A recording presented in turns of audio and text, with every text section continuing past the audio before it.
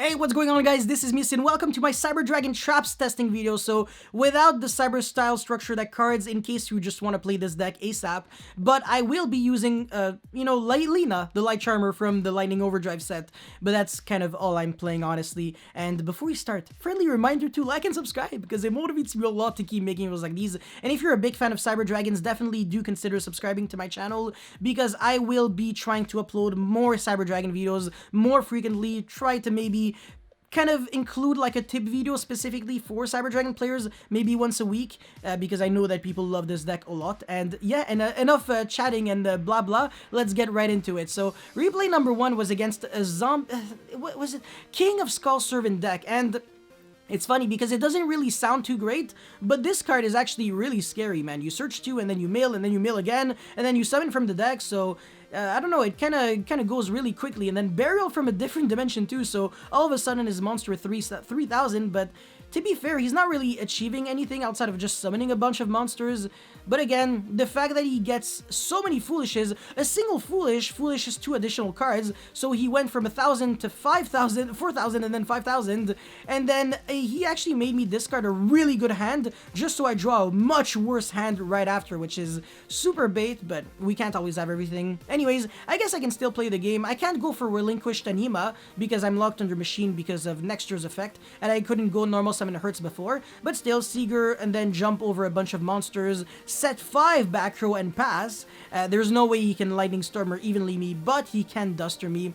If he's insanely good at the game, but there's no way he's that good. And of course, this Bigfoot was a guaranteed to miss because he had 2 in the hand.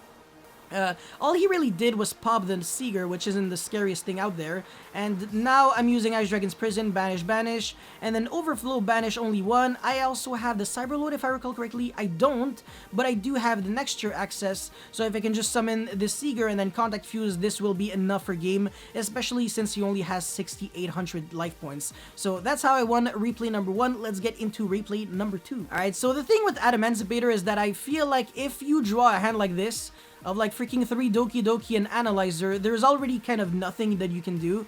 And he's playing the Prankit cards, which are nice, but no tuners, so all he's really doing is just Appaloosa Pass, probably not ideal. And he didn't draw like an Adamantipator monster with the lamps, no, Roxy, sorry, which kind of sucks for him because at this point I can just OTK him. This is 13,100 damage. See, I did my homework. I know that 500 plus 12,600 damage is indeed a slightly more than game since my opponent only has 8,000. And yeah, imagine Cyber Dragon in the anime with 4,000 life points, or even worse, Duelist Kingdom Cyber Dragon. Summon, attack game.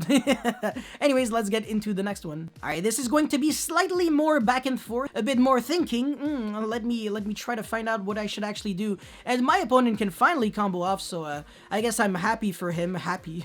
The sad part with Yu-Gi-Oh! Just in general is that you never want to be happy for your opponent. You want them to suffer. I mean, you want yourself to win, so you want them to lose. I mean, it's really sad, but it's kind of, it's how the game works. And yo, his Riptide is pretty nice, man. Gonna get the Dragite to draw 1 card, probably draw Signs because he's good at the game. Oh no, Guardian, but still. And then he's going to get what exactly? Ooh, Researcher. That's definitely gonna get something. Wait, what? Oh, okay, yeah, sure. Wait, oh no, sorry, the Doki Doki had to summon it first, so yeah, that's why. And then he got the Guardian, that already used its effect. Of course, man, of course, but still. Crystal Wing with Leonit, I want to see if he actually plays the trap card that destroys a bunch of cards. He doesn't, so this Leo can only search extenders, meaning that it is objectively worse than Riptide, but yeah.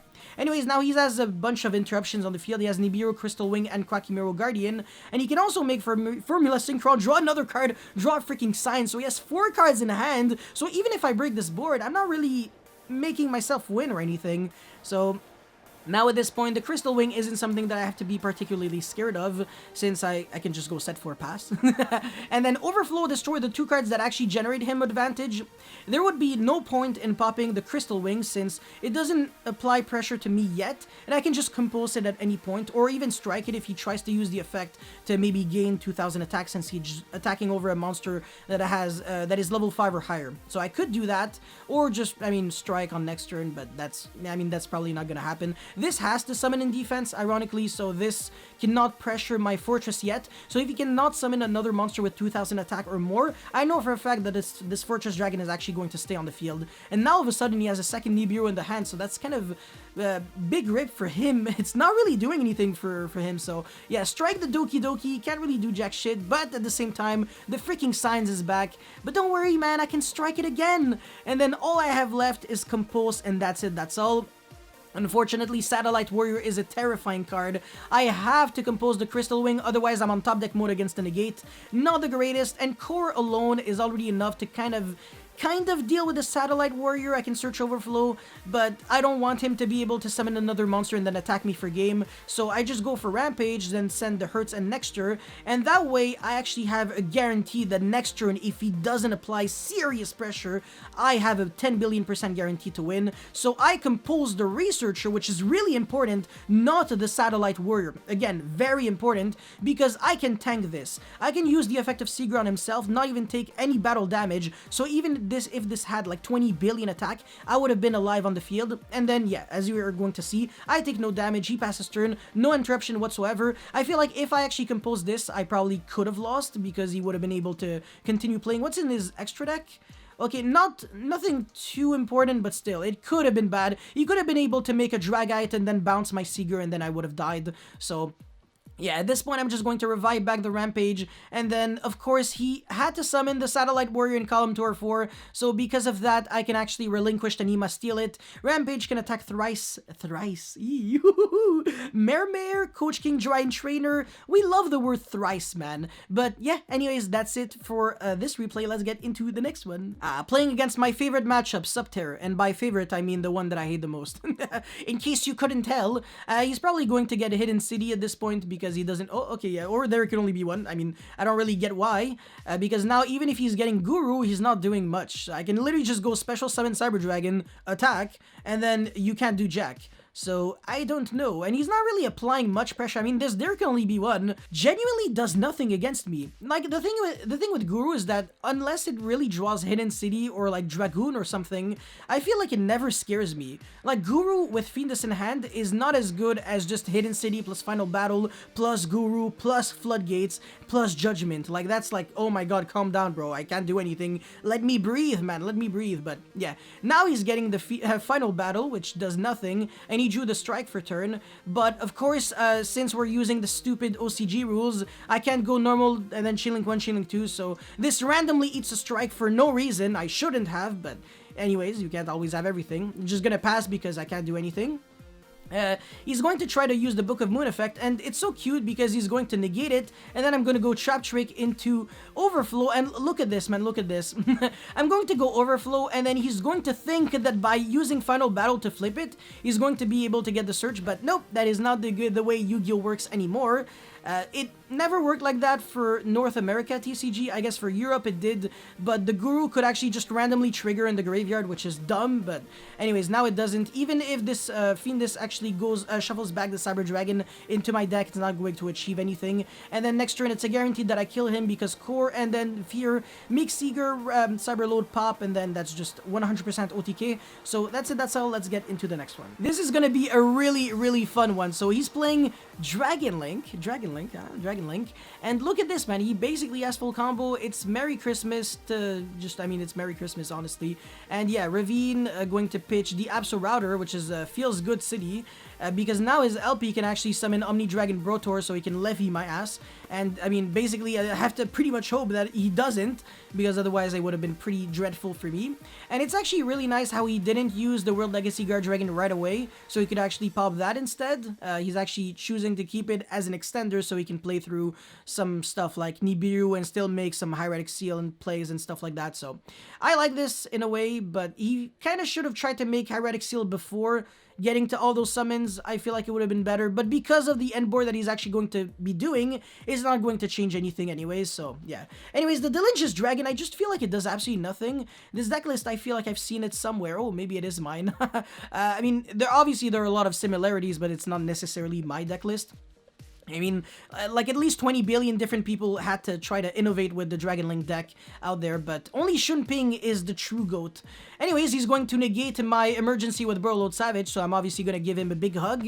I'm going to get it back, and then even search with Herds, which is hilarious, and then get my core, of course, and then Special Summon Cyber Dragon and Normal Summon core. Now, the one thing that I could have done, but I did this on purpose. I really wanted him to discard a card with Dragoon. I could have just went Special Summon Cyber Dragon and then attack with Anaconda and then go normal core effect. But the reason why I didn't do that is because I wanted him to have an even more reasons to actually negate and destroy this, just so the Unchained Abomination would trigger to destroy the Cyber Dragon, because if he didn't negate that, then I probably would have had no plays and I would have lost for sure. But now I definitely am feeling confident if this Abomination doesn't screw me over completely, and I have to Excavate 6 in hopes of getting Ice Dragon's Prison, and I get something that is very similar, which is Trap Trick, which is great, and he doesn't hit it, he hits the Strike instead, which is a good card, but I can still play the game, don't worry, I'm still alive.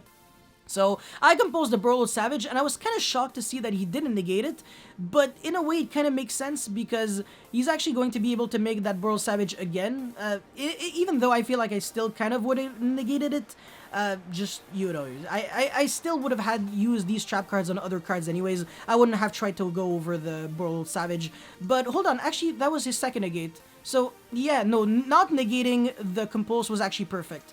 So this guy actually played pretty well. Yeah, that's actually very surprising. But now, anyways, I can actually banish the Dragoon, finally! And now this game state is finally getting better for me. But again, by letting the Compulse go through, he can make Burlode Savage again, since obviously he only plays one. And then he has his two counters again, in case you're wondering why he actually let it, you know, successfully bounce, because he actually had to give up two counters. Burlode Savage can only get negated twice, or up to the amount of Link, I don't know, like Link rating of the Link monster that is equipped to it.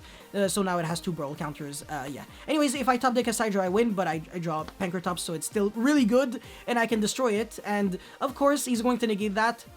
And at this point, it's Happy Land City for me. I can go next turn, revive back Cyber Dragon, and of course, it's guaranteed game for me. I can go Seeger, jump over that Burlode Savage, and just like that, I managed to literally completely destroy his board. This was so sick. So yeah, I mean, I can really play the game really well. Of course, I draw the one card that doesn't do anything. Anaconda does absolutely less than nothing right now. Noctovision and Ash, not the way you do it. Needle Fiber can't summon anything yet, and he's not playing any synchro monsters that he can tag out into. Besides, it wouldn't have changed anything. If this card was actually, if he had another Striker Dragon, you could argue he could have made that and then go Noctovision and then kind of play from there. Made a Burlode Sword, sorry. But even the Burrow Sword wouldn't have scared me too much, and yeah, I mean, I think I would have been okay. He would have drawn Call by the Grave, though. That is actually a pretty good card, not even gonna lie. But still, in simplified game state, this definitely had to be my game. Just look at that. I'm even drawing Cyberload, so if I can just get like another Cyber Dragon in the Banished, it's going to be even better. But I can also use the Seeger as a material, and he's just gonna scoop it up here, because if I can just destroy that Call by the Grave and then attack it directly 3 times, it's going to be 100% G to the G. So that's it for this one. Let's get into the next one. Can you notice it? So he's going first, and he's actually passing turn. I don't know why. I feel like he probably, no, he didn't really have combo, huh? Wait, hold on. Is this Gombo? I'm pretty sure it could be. Ravine sent Absol Router, search a rocket, and then... yeah, I mean, you already have the Boot Sector launch, so that kind of sucks. You can kind of make Needle Fiber plays, and then... yeah, I mean, I don't know. It's not a great hand. It's probably combo in a way, but you would have to be insanely risky. If you get a hand trapped, you 100% lose it. Like, this is not a resilient hand whatsoever. You would have to start discarding cards that you don't want to discard with a Ravine and stuff like that. And by the way, the reason why I actually used the Unending Nightmare right away, instead of waiting until he discards, is because I was scared of him potentially having an Absol Router that he really wanted to discard so he could search a rocket, and I didn't even want him to get the cost off, because I felt like that could actually help him. So yeah, that's what I did, and he just passed his turn. So I was like, you really bricked hard, so that's kind of crazy. And it's nuts because he plays Phalanx, but he's not even trying to go Romulus into the Divine Lance and stuff, because he can if he wants to. He can go normal, Striker Dragon, then Red MD and stuff like that. But obviously he's going up against trap cards now, so it's not necessarily ideal. And I'm pretty sure Romulus and Phalanx with Divine Lance and stuff is just not as good as it used to be. It used to be a bit better, but yeah. Anyways, now I can deal 6800 damage. Unfortunately, man, it would have been so nice if we could actually just kill him there, but no. Rampage can attack thrice, but without the Seeger boost, and then 500 from an Anaconda, but he's really on a huge clock. And then top deck the Gamma just way too late. That's going to be... I mean, it's just such a sad way, an unfortunate way to lose.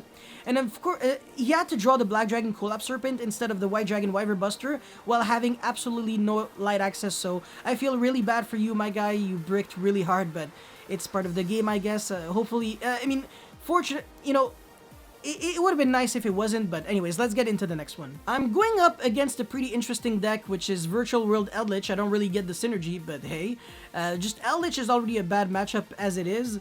I guess Eldritch send like a King Long or like Chuchi or whatever, at least you can get the effects off, but I still don't really get it. I guess also when used like the graveyard effects of King Long and Zwanhu, you can... You know, I guess discard an Eldritch card that would have value, but it's not even like it was broken. And now he's trying to revive back the Eldritch, but I'm just gonna be like, nah. I don't even want you to turn on, like, Conquistador, Haquero, and stuff. So I'm just gonna interrupt you, like, that way. And now, of course, he's going to go Haquero. I'm going to just get back the Dino-Miscus. He's gonna go normal. I'm just gonna go boom, boom, overflow, pop, pop. Ironically, I have two monsters that aren't even, like, main deck physical monsters in my deck. They're just basically stolen monsters. I can go Cyberload and kill him, so he just scoops it up. Let's get into the next one. Alright, so he's going first. This time it's game 2. He's gonna go normal, and then Lulu, sorry, from the hand. Actually going to send a spell so he can search a trap card. Interesting. And also going to send another spell. Okay. Gotums! Discard a random card. Oh my god. Okay, as long as he doesn't discard emergency, I'm good. I'm not complaining too much. Cloud Castle, discard revive back Gotums. I feel like here he should have made Phantom Fortress into Blatnir instead of another Gotums, but it's whatever, it doesn't change much. So, okay, well, whatever. Even if he discarded the emergency, it would have been okay since I top deck a second one anyways, because I'm skillful at Yukimons. It's only called skill, by the way. Now at this point, I'm playing around like impermanent stuff like that by not making Anaconda before my battle phase. So I'm going attack to maximize damage, and then on main phase 2, I'm going over his back row. And shockingly enough, he didn't want to use the Chuchi. I don't really get why. I mean, he has enough cards in the graveyard. Of course, it didn't really matter, by the way. He 100% would have lost anyways because he had nothing else going on. I feel like, especially with the hand that he had access to, he should have been able to do much more, but I guess these are good standalone decks, but if you try to combine them together, it doesn't really make too much sense because right now he's not doing anything that scares me too much. So he loses, and let's get into the next one. Alright, I guess this guy, this Noble Knight player, is making me go first. It's just Noble Knight though, so does not anyone ever care? I mean, probably not, but still, you know, it just showcases you how good the deck can be when it's forced to go first. You can still make like 2 to 3 interruptions, and of course get an engine going, which is like the most important thing, because next turn you're 1,000,000,000% guaranteed to OTK your opponent. And now, of course, the deck obviously relies way too much on the normal summon. However, he does have the best extender that he could have, but it's fine since I have Solemn Strike anyways. So yeah, you already went from 6 to 3 cards in hand. That's gonna be GG in literally a matter of seconds, because I can just make a Seeger or another Rampage. That would be enough to kill you, because right now I have 68 and you have 85, so I need 1700 more damage to kill you, and this is 23, which is way more than enough, and my opponent is going to die absolutely magnificent. Let's get into the next one. Alright, so this is gonna be the last replay, and it's also the most enjoyable. So he's going Gozuki, send the Banshee, and then Zombie World, and he has Super Poly, Ash, and Zombie World. Zombie World is already insane against me. It shots me off of like so many plays, and then on top of that he has Super Poly, and he has an Ash, so I can't even try to have like emergency access, and even this Disparity already gets Ash. I just want to see if I would have gotten like a core. Ooh, I would have had a Pancratops. That's nuts. Okay, that would have been really good. I definitely would have picked the Pancratops or the Unending, honestly, because I can just always pop the Zombie World and it's never gonna scare me too much. But the Super Poly is definitely super scary as long as Zombie World. That's why I'm going over the after the Zombie World and not the face down back row, because I don't know what it is. It could be a bad card. It could be a Rivalry that doesn't scare me, because Rivalry is only good when you have Zombie World. Otherwise, it just doesn't really floodgate me since I'm already playing just a machine deck anyways. So it's not like I had random cards. I mean, Pancratops is like the one of only non-machine monster that I played in the main deck. But yeah. Anyways, Foolish for another Banshee, which is pretty funny because now can actually just pop again. I feel like he should have... Yeah, he should have waited. No, I mean, there was no way around it. Yeah, there was nothing he could have done. And yeah, my game... my...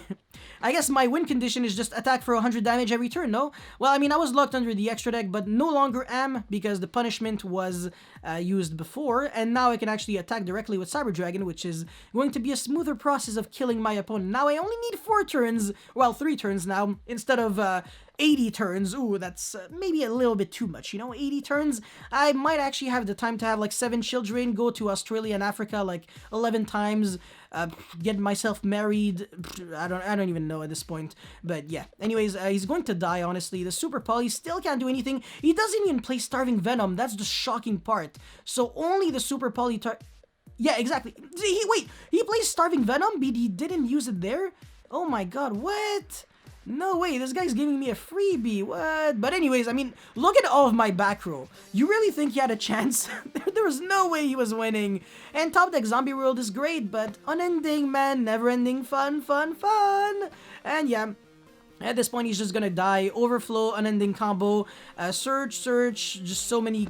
Oh my god, cyber load, insult to injury. I obviously didn't need to do all of that to kill him, but you know, just don't let me flex in my zone. As I forgot who actually said that, but yeah, I mean, I'm gonna be the next rapper in the blog. But anyways, that's all I had to show you guys for this beautiful Cyber Dragon trap testing video. If you guys have any comments or feedback, let me know in the comment section below. Don't forget to like and subscribe because it motivates me a lot to keep making videos like these. And that's pretty much it. Thank you for watching. I'll see you next time. Peace.